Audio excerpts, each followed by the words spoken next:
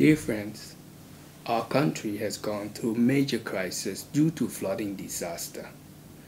To prevent similar future catastrophes, the government is going to invest in extensive scientific research.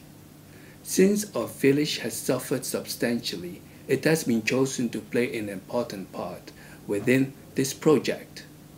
The team of experts will be led by internationally highly respected Professor Young.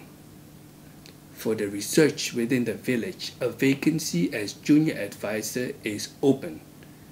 But to help our village and country to prevent future disaster, I would like to invite all talented scientists to apply.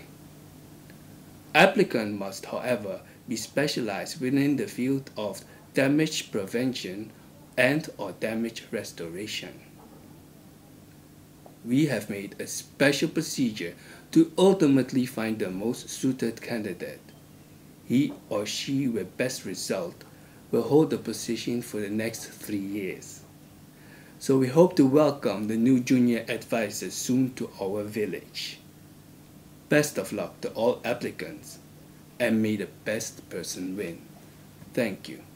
Thank you.